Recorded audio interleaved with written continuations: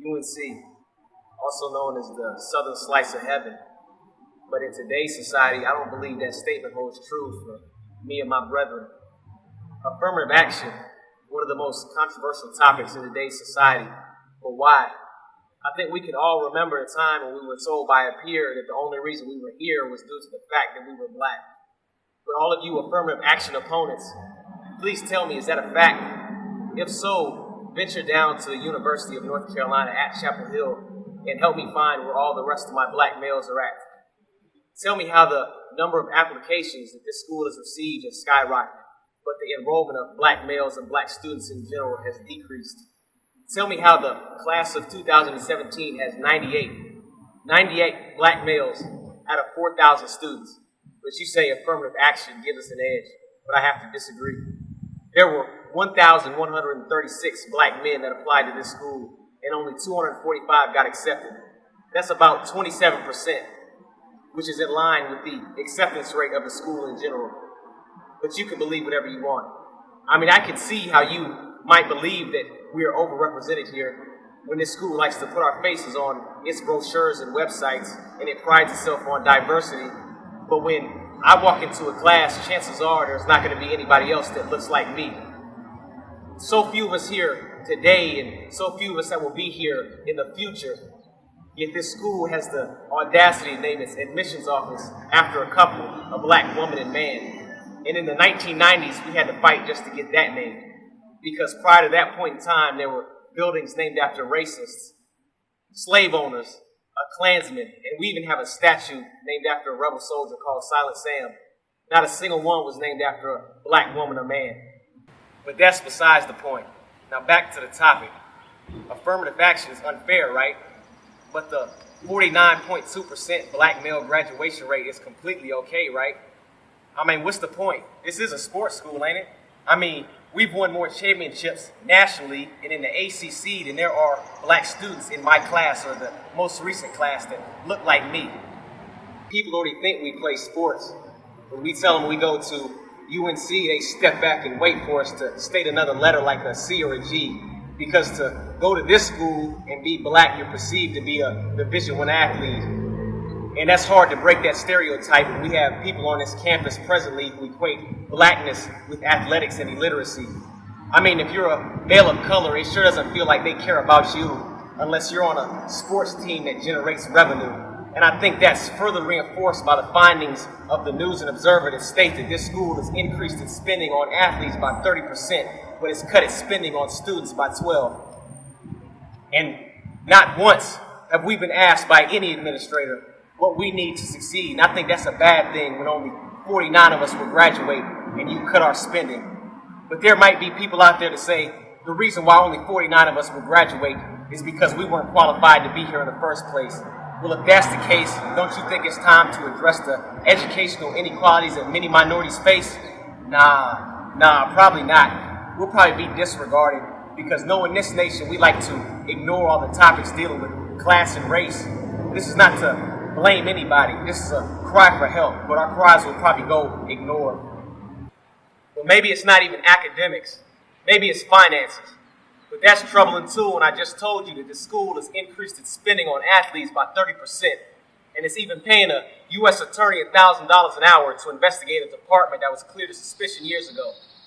$1,000 an hour. This man will make more in 40 hours, the average American work week that my parents will make in a year combined.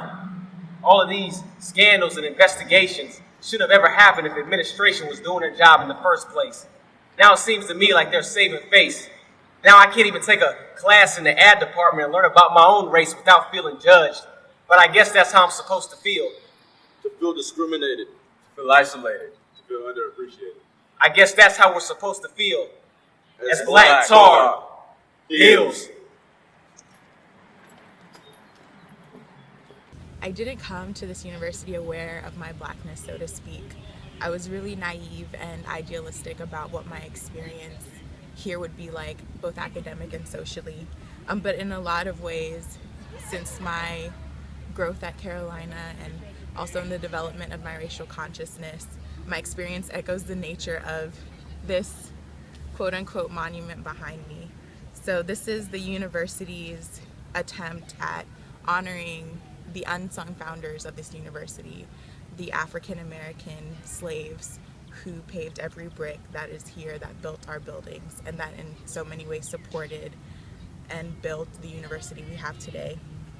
And in the words of one of my professors in the AFAM department and an incredible scholars of diaspora studies, it's the only monument that he knows of, or that I know of, whose structure makes the people it's meant to celebrate smaller than they were in real life. And every time I'm asked what sport I play, or a stranger plays in my hair, or someone lauds me or tells me how lucky I am to be both black and a woman, because obviously that's the reason why I got into school, I feel as diminished and unappreciated as the people that are memorialized here. It goes into making this university a safe and inclusive university. And currently I don't think that that's actually happening. Let's talk about the students that don't feel safe in their housing. Let's talk about the students that don't feel safe talking in class because they may be the only person who has that identity in that classroom. Let's talk about the students who have to walk by buildings named after ex-Klansmen, or not ex-Klansmen, Klansmen who died. Let's talk about Silent Sam. Let's talk about the fact that we actually worked hard to get a housing opportunity on this campus that was quickly shot down by our board of governors. Overcoming like different overtures in Carolina, you walk in here, you're a statistic. Everybody expects you to do this and this. They expect you to be the angry black man or an athlete. Man, that's the thing I get the most. Everybody's like, first thing I say, like, I've literally had someone's parents, like, I was meeting one of my white friends, I was meeting her parents for the first time. They were like, so what sport do you play? Football? Basketball? I was like, I don't play a sport. They was like, oh, well, what school do you go to, Central? I was like, I don't go to Central either. They was like, oh, you go to Carolina? I was like, yeah, I go to Carolina. I was like, I'm in here based on merit. I'm a Bill Gates Millennium Scholar. So it's like, oh, that's great. We're glad to see your people achieving. I don't know. That statement sort of rubbed me, but after being in Carolina for 3 years, that's what I'm used to. It's underlying racism and just simple, small amounts of like hate and despise. I was sold Carolina, but I soon found that my way of navigating Carolina was completely different than the majority. You see, the Carolina way did not address my needs or my concerns. Matter of fact, sometimes Carolina didn't feel like this so-called southern part of heaven. But I stand before you today still as a strong and resilient and proud Nigerian American woman. Why? Because I too am Carolina. My Tar Heel experience has been challenging but rewarding to some extent. In terms of academics, Carolina has prepared me for the rigorous curriculums I would soon encounter in graduate school and in the working world. However, there was one challenge that I believe was not conducive to my experience at Carolina: my race. This made my Carolina experience even more challenging. During the beginning of my college career, it was almost normal for me to feel different and sometimes inadequate compared to my white peers. It was hard. I constantly felt the need to debunk negative stereotypes about African Americans, which served as another source of stress. Throughout the years in college, I somehow overcame these challenges. As a now graduating senior, I have come a long way. I am not defined by my race, but rather my character. If I had one advice for future Black students of UNC, it would be to embrace the challenges and never let them defeat you.